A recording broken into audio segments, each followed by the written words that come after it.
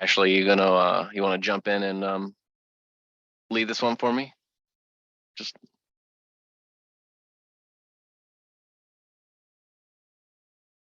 no comment. Hey, thanks everyone for joining today. My name is Will Pedersen. I run our customer shop here, getting myself organized a bit. And Maria's going to post some of our pre-submitted questions today. I see that we got Lucy on, and some of those questions are from her. So, Lucy, I will give you the opportunity to talk if you want to. Let me see here. I'm analyzing the solution for an upgrade from V6 to V8. I have a couple of questions to clarify, and I'm wondering what type of support and recommendations I could get from the decisions team. For example, what stable version do you recommend to upgrade from? What's the pathway or roadmap to upgrading? Like any tools for checking minimum or recommended requirements for upgrading? Okay, since upgrade is not reversible, do you recommend running parallel infrastructure on both V6 and V8 to reduce risks, or any recommended recovery mechanisms? Yeah, so great question. The change from V6 to V8 is pretty substantial because we've had to move away to, our roadmap required us to move away from .NET Framework. So we've rewritten our application in .NET Core in V6 and V8. So from the installer handles most of the dependency checks for you. And we use the same installer for upgrades and new installs. And so that would check and ensure that you have the right versions of .NET Core in terms of like web hosting bundle and runtimes, and possibly SDK if needed. Sorry, Will, have you mentioned this tool called the dependency checker? So what type of tool is it? I didn't find out from your website. Yeah, it's part of the installer. It's not a separate application, but the installer on new install or upgrade checks to ensure that you have that the dependencies needed for the application to run are there. Here specifically, the big change would be .NET Core versus .NET Framework. Okay, so that's mainly just let's say if I upgrade from V6 to V8, I have to uninstall V6 first, and then when I install V8, there is a dependency checker automatically run. Yeah, correct. Is that correct? Yeah. Okay. Now your team specifically, because I know some of the work that you guys do, they have custom libraries that they're using. So those need to be recompiled against .NET Core. Those would be currently those would be compiled against .NET Framework. So there's a couple dependencies there from a custom code perspective. But realistically, all of the work is in the database, and all of the update work is handled by the installer for you automatically. Okay, and how about the server storage memory? Are there any additional changes? No hosting hardware changes besides the necessity to change which .NET type is being used. But from a CPU or memory standpoint, those things remain the same. Okay, and then the other question is, because I check, you mentioned from the document, it is a non-reversible upgrade. So it sounds like quite risky. So let's say if I did upgrade V8, we have some problems in production. Like how do we roll back, or any parallel infrastructure have to run like? Yeah, so it's not reversible in the sense, now everything's reversible if you have restore points, right? The point is that you can't downgrade. So, but we don't ever actually, we don't really certify downgrades, no matter if it's a major version or even really a minor version. So let's assume you want to upgrade. You would, and you get your ops team would give you a backup of your application server, a backup of your file storage and a backup of your database. That allows you to restore completely to your previous version of your application. It would be that if you upgraded, you did your tests, you were then began running actual workflows, and then at some point you decided you need to try to downgrade the application, that you can't downgrade it, but you can still follow normal upgrade and install, or sort of upgrade best practices, have restore points, and then completely blow away the upgrade and roll back to those restore points. That note in the documentation is probably overly broad about that one point. Okay, so what you are saying is that I can continue upgrade, but I cannot downgrade a certain version, but I be able from VM point of view to restore certain point. Yeah, correct. Like you can restore. There's nothing about our application that prevents you from restoring to a backup, no matter if it's a major version upgrade or not. Okay, so are you suggesting there's no need to run a parallel infrastructure because the restore point is enough for No, I mean upgrade? there could be if you want to run parallel, because if that's something you want to do, we'd be happy to help facilitate that for you. So if you needed some temporary licenses to be able to run a parallel V8 environment to validate behavior, we would be happy to help you with that. Some customers do run parallel during major version upgrades. So we can absolutely support that if that's what if that's a requirement or a precaution that you want to take. Okay, yeah, that sounds good. And then the other thing is, I found you have the latest version 8.2. Is that the stable version we should upgrade? Given that we've identified some issues in 8 in terms of clustering, and I know your team clusters, I would say nothing earlier than 8.3. We're releasing version 8 monthly. It's a new release for us, so we're still shaking some things out. But yeah, I would definitely not earlier than 8.3 if you're looking to upgrade. Okay, yeah. Okay, yeah. Would you like me to have someone reach out to put together a V8 upgrade discussion specifically for you guys? There's more than a few moving pieces. Yeah. That will be good, because currently what I'm trying to do is I try to gathering all the current as is architecture and put some random questions. But at the meantime, if your team be able to put some draft out statement, that'd be very useful. We can have a more meeting on that. Yeah, I'll ask someone to reach out and we can set up a meeting to talk through all the details there. I was just talking to some of those guys the other week, like Daniele and Dan and some others. Yeah. We are all in the same team, so probably I will schedule special meeting including all of them. Then yeah, it's probably better to sort of like small group that. So I'm gonna ask someone to reach out and we can talk about some of the details. But I mean, high level, you can restore if you have backups. You just can't downgrade, and you can run in parallel if you need to, and we'd be happy to support you running in parallel with temporary licenses if that's what your team decides. Yeah. Cool. Yeah, that's all my question. Yeah, thanks, Mailing. Okay. Will. You bet, Lucy. Happy to help. All right. So next up, we got Janice. Hey, Janice. All right. We have a form that gets assigned to a group of people.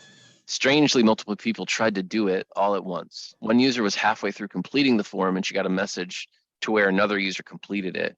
In the end, it shows that no one completed it and they aren't able to complete it. Is it possible to set that form back to a state where it can be completed? Yes, you can read. This is an assigned form in a flow? Yes. Okay. Can you see my screen right now? I'll give you a quick crash course in the flow management dashboard. So bear with me just a minute here. Let me create a folder to work in. Yeah, we can restart assignments at previous, restart flows at previous steps if those steps are assignments. I just need to build a flow to do this. So this is restarting flows. Steps. And I'm going to make a flow really quick. And I'm going to put a form, create a form, create. This form and nothing else. I guess I should actually let me put a label so we can identify the form. Label text. I'm going to use the same form here a couple times. So I'm going to make this switch this from in session to assigned, assign it to administrators, and just set the assignment action and assignment name to be something. So this will be called task 1, and this will be called complete. Then what I'm going to do is copy this 2 times and just put them in order. And then here, this will be label text, task 1, task 2, task 2, 10. This is supposed to be task 3, excuse me, task 3. All right, and I guess I should put these in a process. Let me put a set of process folder here too, so I can more easily show how to get the flow tracking ID, because we're going to need to find the flow tracking ID to help fix this. Now we can find that in the database if we need to, but it'll be a bit easier with a set of process folder and might mirror your example a bit better. So I'm just going to put some garbage text in here. Okay, and I'm going to run my flow. So I'll run my flow, get my pop-up. I'm going to work my task. I'm going to work the first task. So here we've got one task. I'm going to complete it. There's task 1. Do the next one. There's task 2. I'm going to complete task 2, and then I'm going to leave it. So you with me so far, Janice? You tracking on the setup here? Okay, so I have completed task 1. I've completed task 2, and I have currently I'm on task 3. So let's assume task 3 gets in a bad state. And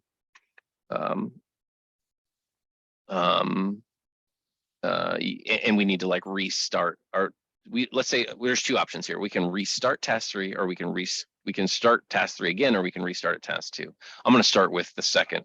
I'm going to restart at task 2 to kind of just show you this. So this is in a process folder. So the first thing we need is we need the unique ID of the flow execution. And there's 2 ways to get that. If you're using process folders, that's what you get if you go to manage, get flow tracking ID. This is the ID for that particular flow's execution. And what we're going to do is copy this, right? Now you do need to be an admin to do what I'm going to do here. So if you're just a designer, you'll need to get someone who has admin access. But what I'm going to do is go to System Administration, System Tools, Flow Management. And the default folder here is like the flow step report. What you see are flows on the left-hand side, and then the step history of how we've saved those flows into the database. So I'm going to come here, and I am going to, where's the filtering? Okay, well, I'm going to manually find this flow tracking ID because the filtering is all wonky right now. Oh, well, just a minute here. Okay, the flow tracking ID is BF856AA. If I click on this, what you'll see here is the dependent report on the right-hand side changes. And I can go ahead and bring this over. And we see a history of this flow. You can actually see there's 2 form steps. They're both showed as historical and result completed, right? I can see that I've completed form 1 form 1, which I should have named my steps better, and I'm on this form. So if I want to restart this flow, one of the things I can do is find the step I want to start at. And there's two steps that really matter: restart at step or start after. So restart at step will return me to that particular assignment. It will recreate the assignment. It will show back up in people's inboxes and everything. Start after, if there's like, say, like maybe like a VIP type person who you didn't want to reassign a task to them, but you know what path they took, you could actually move the assignment down a particular path. But let's restart at the second form step. Restart at step. I'm going to say okay. And now, if I want to duplicate my tab so I can stay here, you should notice if I move around, it's going to change the history of this flow, because now it's as if I never hit that other step. If I come back into my folder and I look at Lunch and Learn 628, restarting flows, and here. Now, what you'll notice, there's an oddity here. Like, I now have task 1 complete, task 2 complete, task 3 complete, and task 2 current. So the thing is, we have to clean some of this data up. It's not going to clean it up for us automatically. But if I come back here to the current task 2 and complete, it's going to give me task 3 as if as if it had been progressing through task 2 the very first time. Right. Does this make sense? Mm-hmm. So likely, what you'll need to do is find the flow tracking ID for your flow, come to the flow management report, use that flow tracking ID. And just to be clear, that flow tracking ID is in this primary flow tracking ID column. Find the steps, and then go to the step that you can always restart to. So here I am on step again. I can rerun this step and then get it assigned to me again. So this should show back up in my inbox. Likely then one of those users can complete. Now, one of the things you might want to check is there should be assignment settings that prevent this. If you go to system settings, assignment settings, there's assignment lease time here, which is meant to prevent users from working the same task. Mm-hmm. So it could be that the first user who opened it left it open longer. They opened it and left it open for 2 minutes, which is what our default lease time here is, which meant someone else was able to go in and work that task. So you might want to, it could be that you need to play around with the settings here. It's still at the default, and that's probably what happened. So that's I'm just a bit of a guess there. If you don't have a setup process folder, you can get the primary flow tracking ID from the assignment table. So if I were to use the query editor here, I can go other query editor, and I can find, if I do select star from entity assignment, there should be a column in here called flow tracking ID. And this will let you use, this will also allow you to identify the parent flow, the parent execution where the assigned form step got hit. Mm-hmm. You can see here, these bottom ones are the flow we've been dealing with. And you could also then use this, you could use the assignment name to figure out the flow tracking ID to then go to the flow management report if you needed to. Okay. Does that give you what you need? Yep, exactly. If you hit any issues, just let support know and someone can help out with that. All right, thank you. Yeah, you bet.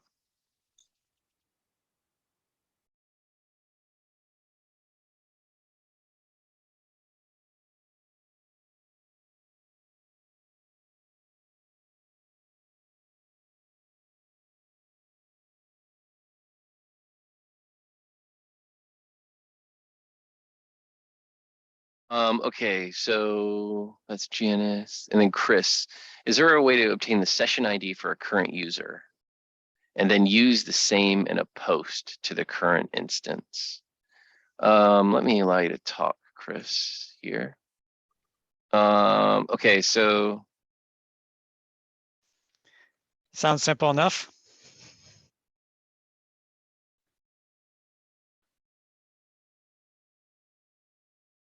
Can you hear me? Yeah, I can. So this is like programmatically, you want to get the session ID out of the account? Correct. It should Well, be. Go Yeah, ahead. see, I mean, I did think it would be handy somewhere, but everywhere I looked, I could not find it. I mean, where this comes is kind of looking at trying to call a flow by way of post. Mhm. And so you have a, That's client event session ID. That's not what you're after.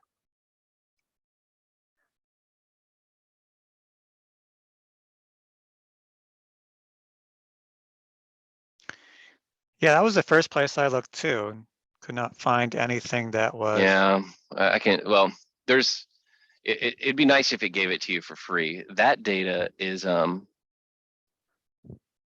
to be available definitely in the database. So one thing we could do is I'll just create a new flow here.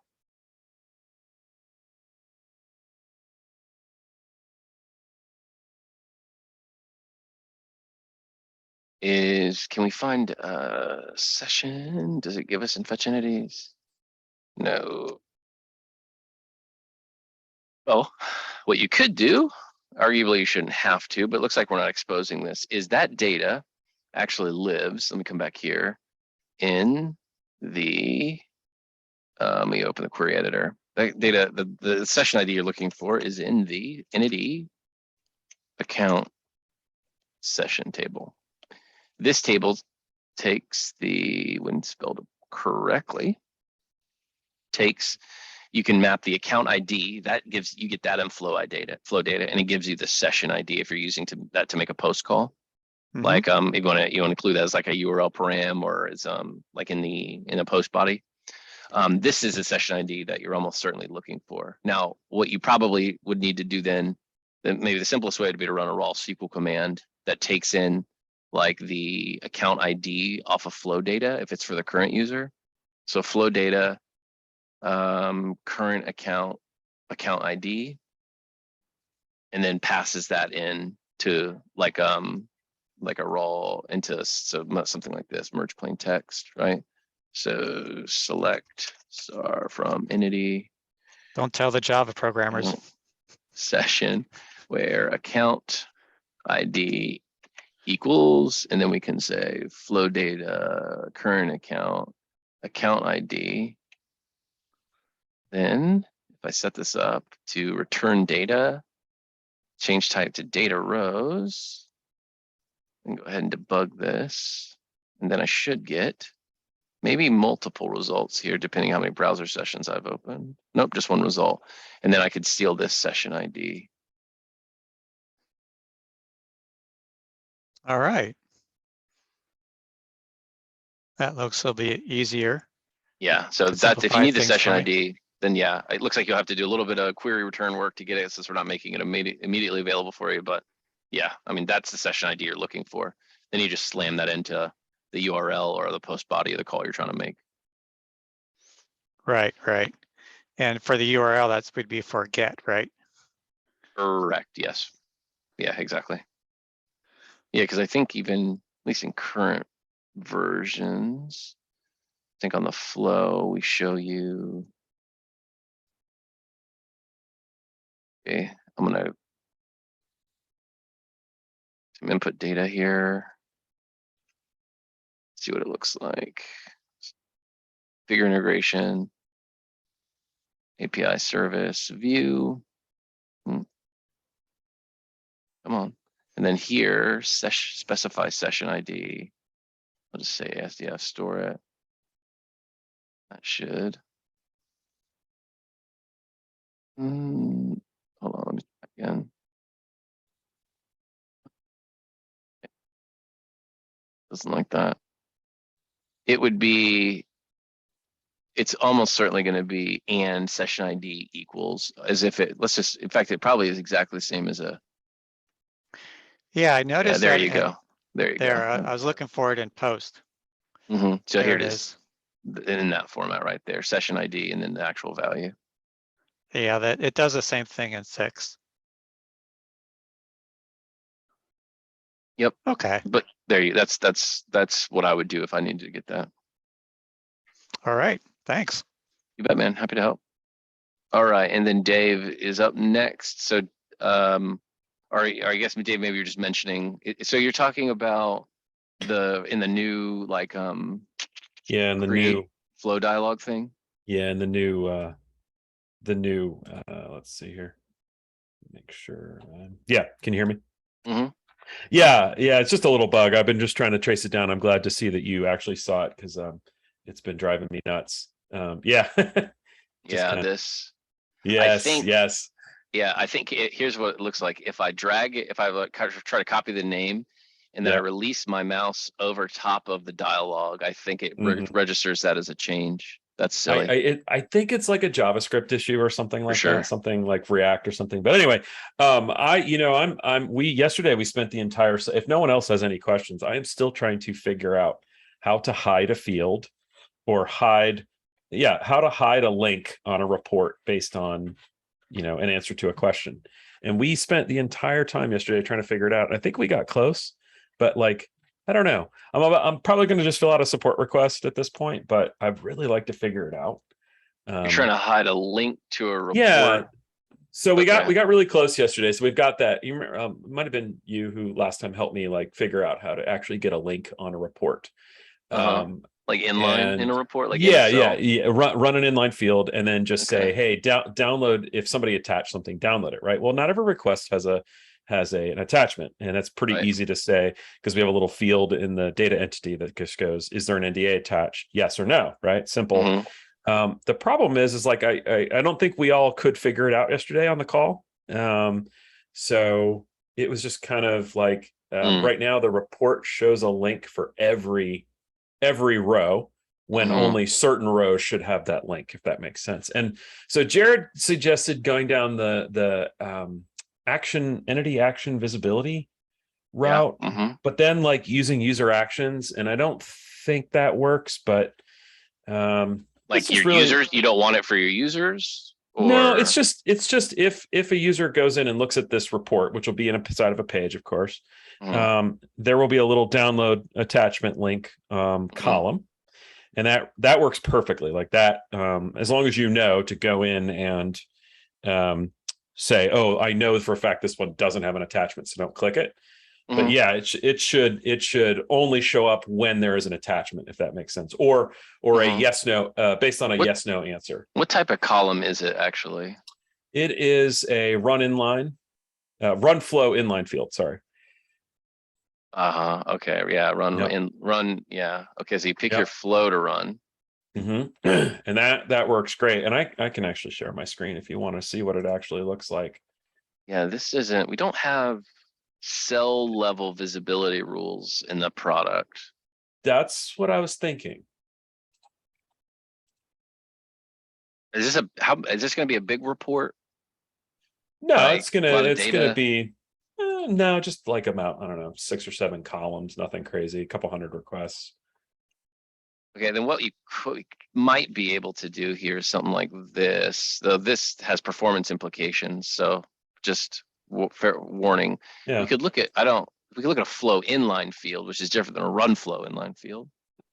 All right, so this is a flow that allows us to populate a cell. So let's create one here. And this flow outputs a string. So theoretically, oh yeah, now I gotta use, man, this is been a while since I've used these. These are old. It's data. Where's these things at now? Data. Yeah, get property by name, I think. Get property on object. Set property. No, I'm gonna get data pair. Stinks. Where's this crap at? Like by name. Get property by name. Get path by name. Get type name. Get property names on object.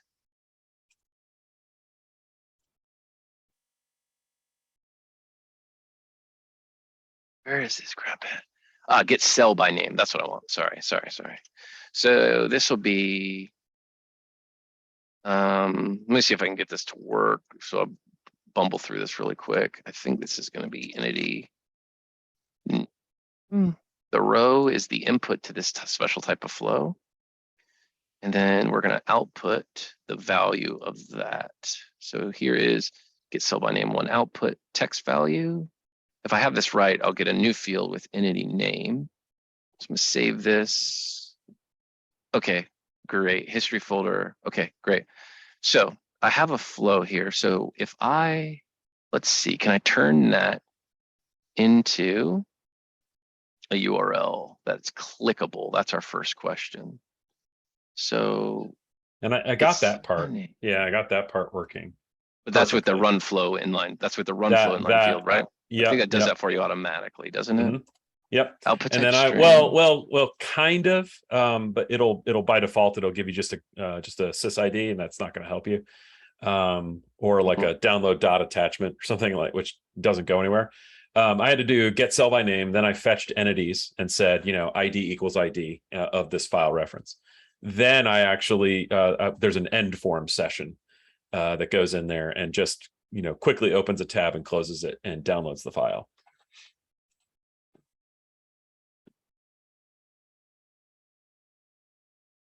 See if this renders as a hyperlink at all for us. Just a minute here. So this is now going to be folder E. Save this. And there's that. If I run that, that is a URL. That looks like a valid URL. Okay, but I can't click it. Don't know that we give you any control here over this thing. Oh, is link. Interesting. Ooh.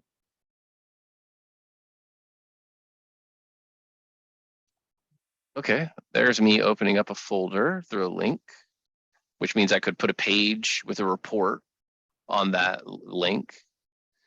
And so let's assume I'm going to check a value here called, let's do nesting level. So if nesting level is greater than 2, hide this link. That's the logic I'll try to work out here. So use the same thing. And again, I'll walk back through this in a little bit more detail for you, Dave. I'm just trying to get this to work. Yeah. All right. And the output type of this, okay, is going to be, and I'm going to search for greater. So if it's greater than, do nothing. If it's less than, do the check. So value 1 will be get cell by name 1 number value, and the value will be, got this right. I should see. Oh, well, that's working. It's just not at the right level. Okay, so then all we have to do here is do this, create data.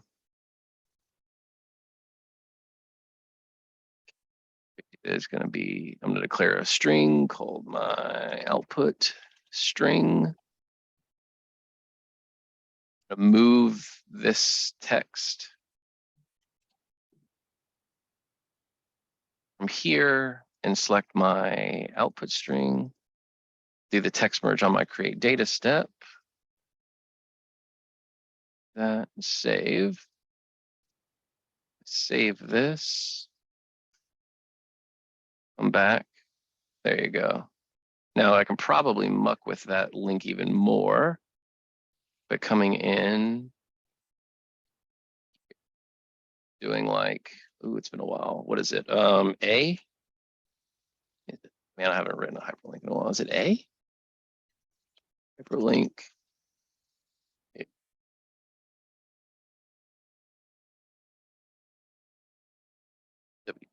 Oh, it's what href equals. That's right, A href. Thank you. Thank you. So we'll put that equals, and then I think we can say link, right? Then we can close our A, I think. And okay, but it doesn't, oh. Go back, break the lock.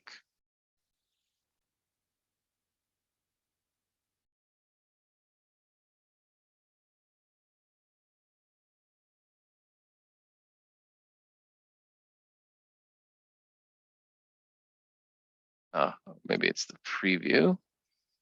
Let's run it. Where did it? It was just working. Where did it go?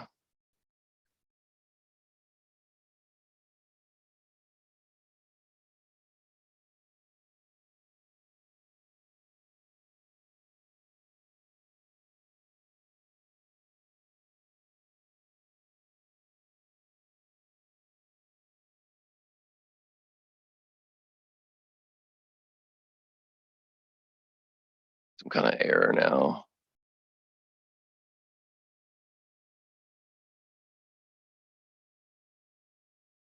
Oh, this shouldn't be so much work. Error running step, get number greater than. Value cannot be null. Okay. Oh, you know what? Nesting level's not in the report. Look at that. Dumb. Is a link true? Run report. Now I bet we HTML sanitize this. Okay, it actually is working like a link. It's not formatting itself like a link. Yeah. But it is operating like a link. So theoretically, we could put. Well, now get that link to only show up. That link word to only Yeah. show up on. Sorry. Yeah, that's I broke our logic there. Let me redo our logic. So this will show some links and not others. And we could then use some CSS probably to format this better if we needed to. Give it a highlight because it's not handling the H, like it actually does the, so if I say is link,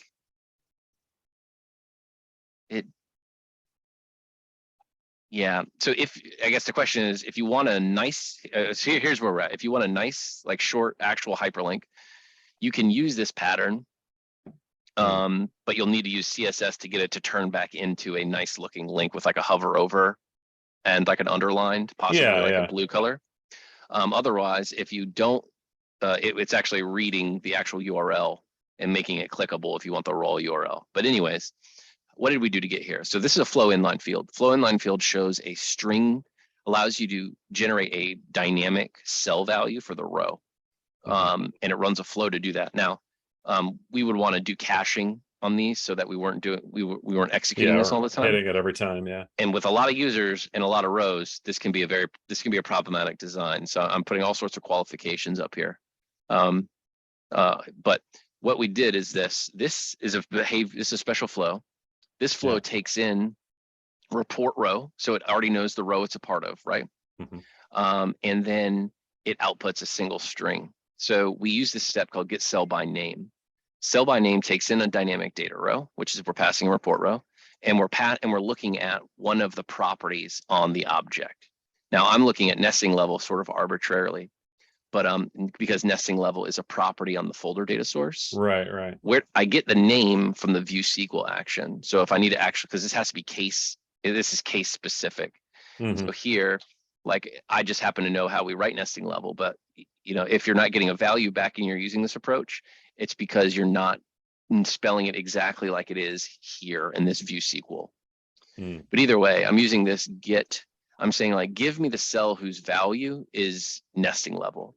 And then what I do is I pass out, I have to actually specify the output data type. So I say, I'm going to treat that like a number and check its value. Here I did get cell by name to give me the folder ID. This would be, I don't know, you're probably doing some fetch here to identify a link to the report or whatever. And then we're just building up a URL in a merge on a create data step and then passing that merge string to the output. And so on the true path, it hits and passes a null out. And on the false path, it hits and passes an actual value out.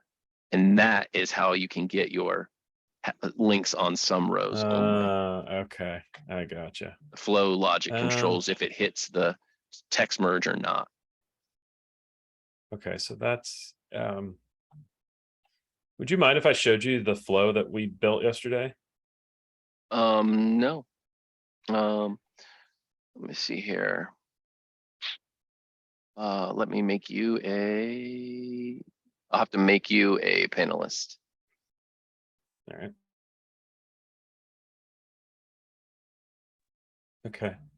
So, And let me stop my share and then you can start your share. Ashley, we're going to solve this. I'm Ashley- ready and I'm excited.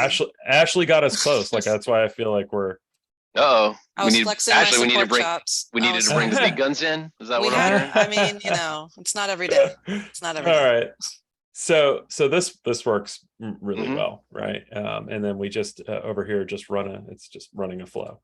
Yeah. And so in this flow, we're actually coming over here and we're doing a lot of what you said. So get cell by name, right? Get that Okay. selected row. Yep. Fetch the entities, right? And Okay. this all works perfectly. It's Yeah. just this doesn't do anything to the actual report page. So it's kind of like, so I have a couple of variables here. So one is this an individual request? There's an actual in the entity, there's a type of request, right? And automatically if that's true, don't even display a link because that's never going to have a link. And then also if it is, That looks problematic. not, Go ahead. right, then hey, did someone even select? Because on a company request, you can actually say yes or no. So there will always be a value here of either yes or no for use Okay. your own, right? And at that point, it just goes to the end form session. Everything works Redirect you, flawlessly. right? Yeah, Yeah, it's okay. perfect. Sure. Yeah. But and then yesterday, I guess, we were thinking here, maybe if we go in here and we null out the actual, where did we null? The actual NDA attachment, it actually wouldn't show up. On the report. No. That's a bad idea. I wouldn't do this. You don't actually change the data. This is a mapping step. Yes. Yeah. I wouldn't do this. I believe so. Or it's a save. Click Yeah, it's can you safe. click? It's an Can you entity. click the end step for me? Yeah.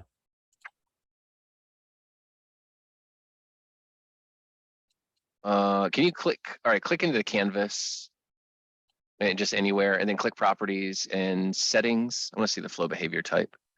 Report field action handler flow. Okay, so this is my flow is a report inline field flow. Report field action handler flow. So that's probably what a run flow inline field is. We're using a slightly different flow behavior in the example I just did than you're using here. And that's what's causing us to need to do some of these like specifics in terms of formatting and such. Let me look here really quick. Report, add, calculated column, run flow inline field.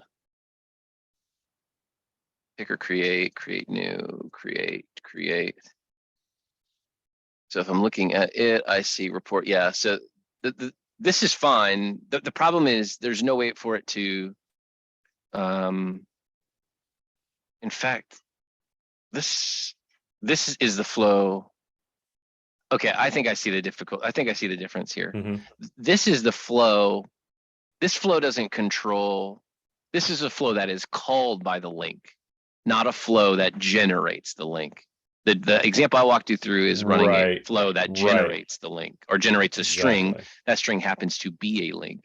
This is the flow you're running when you click the link. There's a slight, there's a flow inline field and run flow inline field. So either use a flow to create the cell or put a link to a flow in a cell, and you have the latter of the two.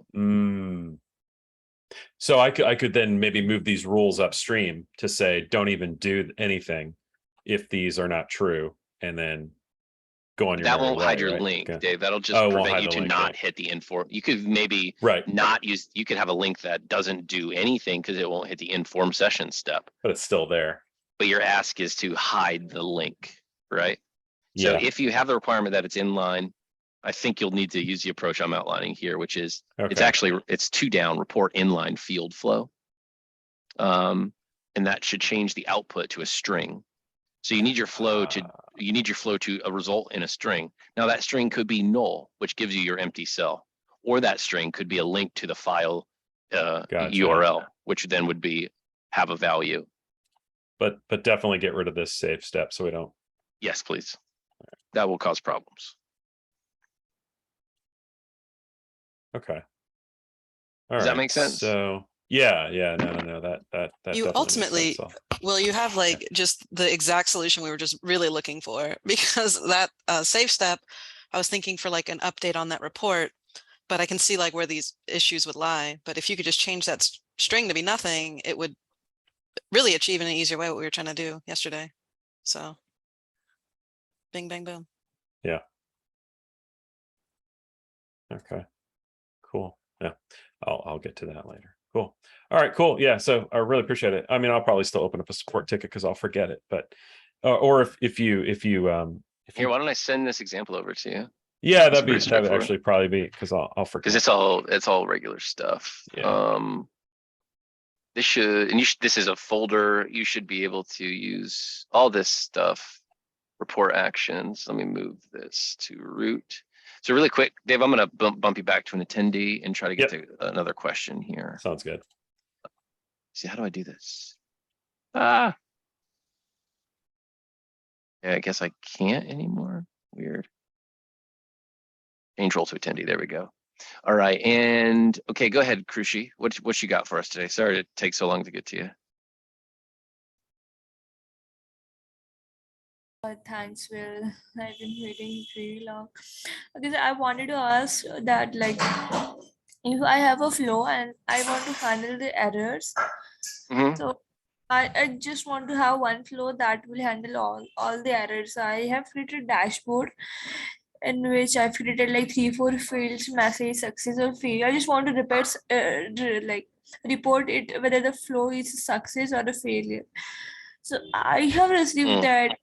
I guess you had sent me that the exception handling flow, but that's not working for the error. So I was creating my own flow for the errors. So how can how can I, like, so suppose if I am using a log and I can my manager want me to have that if the error is coming up, uh, the step should also be recorded, like which step is creating the error. So if I connect to the end or like before inserting the record, so it will give me a report of only the insert step or the failure step. So how can I have that in a general, like where you think I should attach that flow? You want me to make you a panelist so you can show your screen? I'm not sure I follow exactly. Sure. No worries, you can make me panelist. Okay, here we go.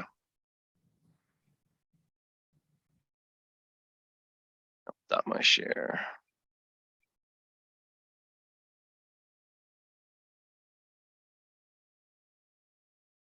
Okay, whenever you're ready, go, Krushi, when you get back connected. Is my screen visible to you? Not yet. No.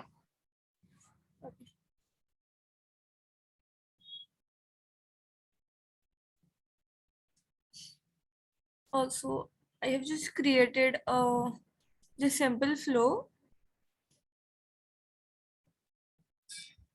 Okay. I've created a small data structure.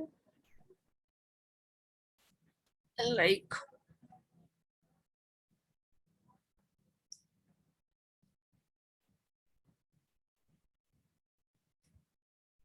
so here I want to like I'm getting all flow name, timestamp, and error message, but I want to have the step name and the error details that causing.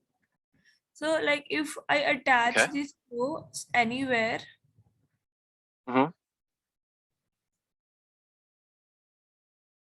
just give me a second to open one of the flow.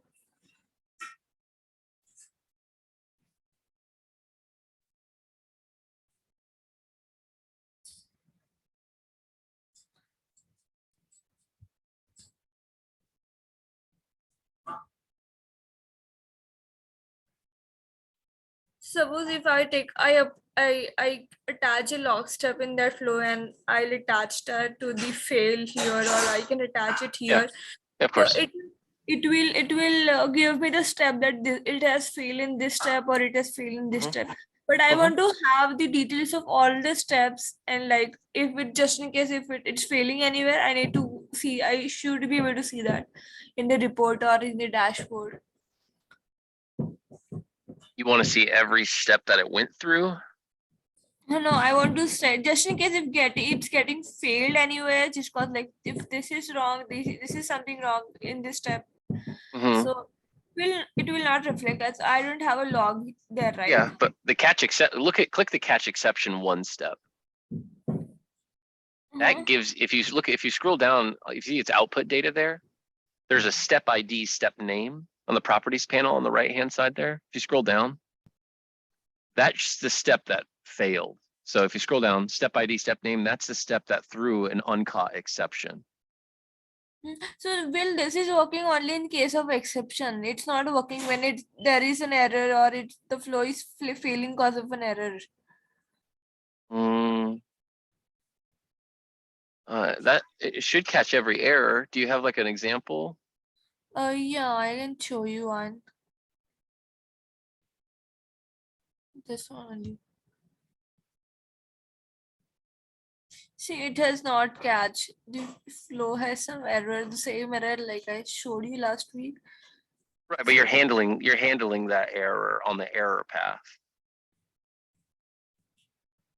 So you could use a throw exception step there, and it would go to the catch exception step. You want to try that and to see if that matches your ask a little bit better. Search for throw in the step toolbox.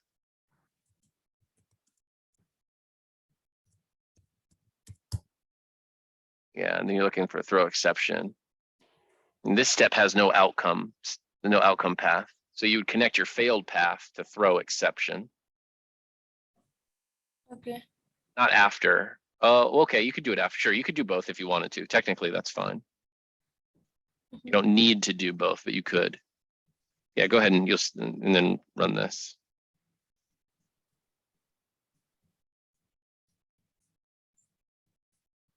Yeah. So if you scroll down, it'll hit the catch exception and then go to your handle errors flow.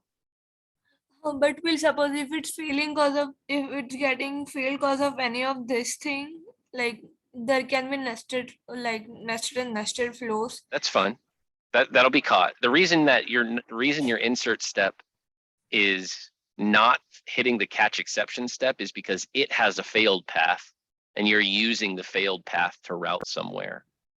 Like if you put a divide step in here and you divide by 0, it will hit the catch exception step automatically for you. You have like a caught, quote unquote, caught exception. Got your point. Does that make, and then if now the way it works is if all of the subflows are synchronous, then they will bubble up. Well, the errors in a subflow, a deeply nested subflow, will bubble up to the catch exception on the parent. So you don't have to handle it in each subflow unless you want to. Oh, okay. And the second thing is that like I was checking the flow, this flow, and you are fetching some modules. Yeah. For the folder name. Yeah. How can I use like if the folder name is not there in this flow? Well, like we wanted to because eventually you're going to have lots of different projects, right? And so we wanted to add some idea of that's supposed to tell you the project name it's associated with, so you can categorize your issues by what project they're occurring in. The reason you don't have this yet is because you haven't exported anything. So realistically, you're going to be exporting things, which means that you will have a record in the module resource table for it. It just doesn't exist right now, likely because you haven't exported that flow between environments. Okay, so how does can that I make sense? It? Yeah. How can I export it? You would right click your flow and go to there's an action import export, and you would attach it to a project. So here, where you want me to go? Sorry, can you repeat? It'd be the flow you were looking at before with the 42 P01 error. Okay. So.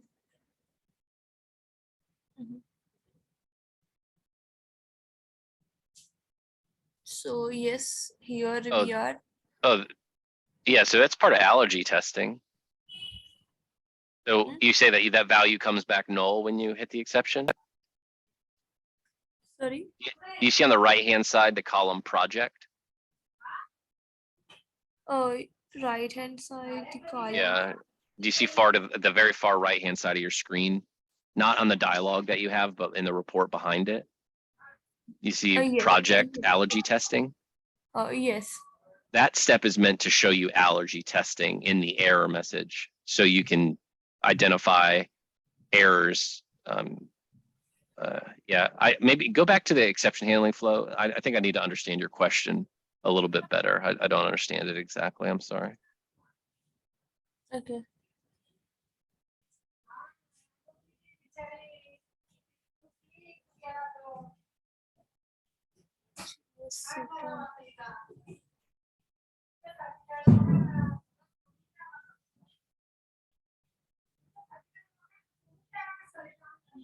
So I mean to say here you're getting the module details by fetching some module resources, and then you are flagging that module resources as the project name here. If you can see, if there is result, you are Correct. giving that as the project name. So Yeah. I want to have the same thing in my flow, but I'm not able to fetch the module resources. It's not there in my system or something like that. Oh, really? If there, I'm not, I may not know how to like get them. Well, the Trying tricky to way to find do it would be to just copy that, turn that step into a template if it's working. It's Like you not could, working. I actually tried doing that. you did? Okay, Yeah. so what version are you running on right now? I guess 7.11, something like that. We might have to use a SQL statement then. Let me see if I can do this. Fetch entities. I see module. Can you go just drag a fetch entity step over from the toolbox? We won't save it. Just drag a new fetch entity step over, please. Oh, sure.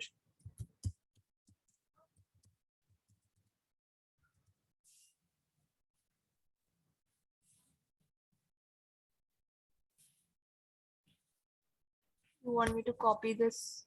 It's getting copied, but it's not giving any output. Well, it's not run. Well, yeah, you can select. Okay. It's probably. I have that in my this flow. No. Just give me. Let me open that flow for you. So I've already done this. Okay.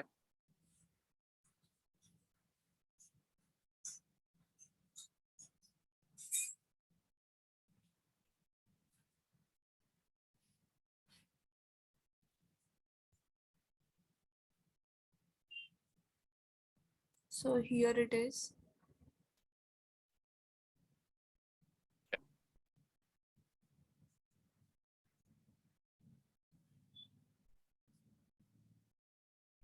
And what are you passing in for the entity ID and the fetch criteria there, Krushi?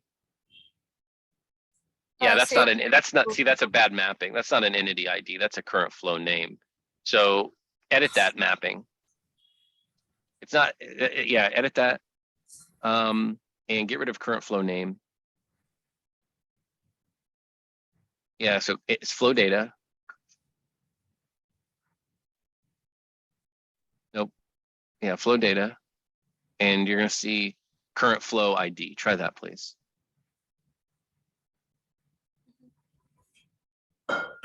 Okay, so this will work. Maybe. Let's see. Just You can just run it. It does that. That fetch entity step doesn't need any inputs. write some. I'll just.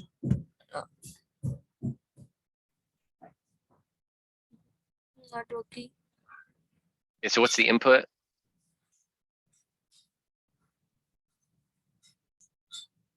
Oh, you know what? I think I know what's wrong here. Hold on just a second.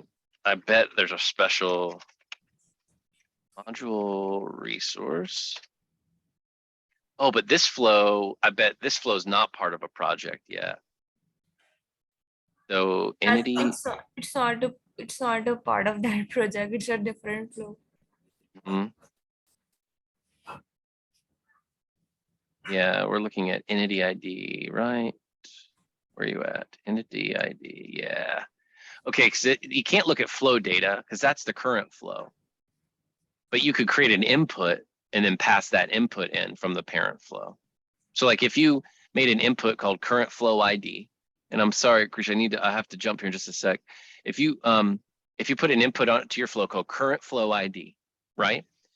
To this flow, and then map that input into your module resource input step. And then in the flow where you're using this step at, actually map in that same value, flow data.current flow ID. That will give you a result. In fact, if you here, let me just request control from you since I have to jump, but I think I can do this really quick. Bear with me just a minute if I can. Okay, so this is going to be called current flow ID. And I'm going to save this. Yep. And then I'm going to map I'm going to go to fetch module resource, entity ID equals, and I'm going to change the mapping to be current flow ID, right? Right. And now what I'm going to do here is save this. I'm just going to really quick go to your flow. Are you using this subflow in that flow, in that allergy flow you just showed us? So I was using, yeah, you're right. Okay. Here it is. Go back to that flow really quickly.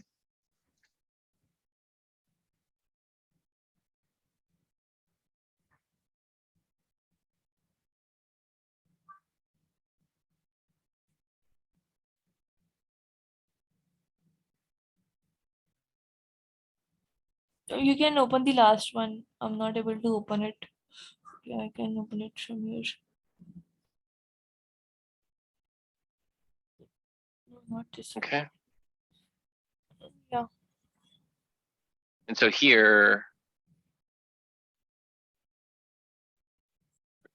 Here I'm using that flow.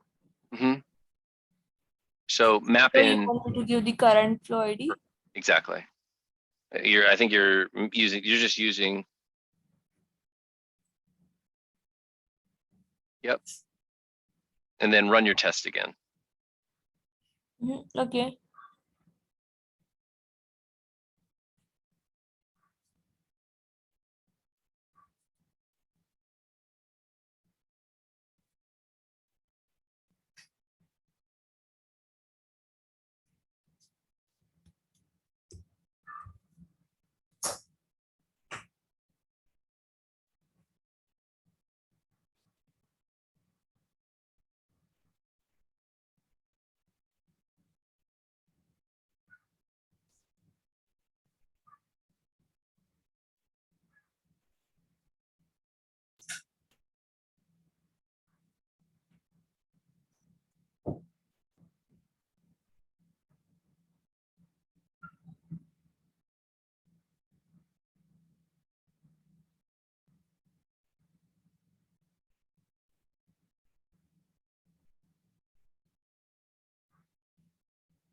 So click it. Let's go. Click it.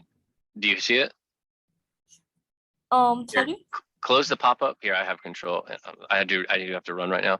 Success or failure. And you have a result here, right? And if you look at this and you look at the output data, you'll see module name allergy testing. And that's the value that if you want to know what module the failure is happening in, that's where you can get that from right there. Sure. That's it I wanted to ask. Yeah. Thank you so much, Will. You bet, Chrissy. Happy to help. Thanks, everybody. Have a great afternoon. Have a good day. Bye.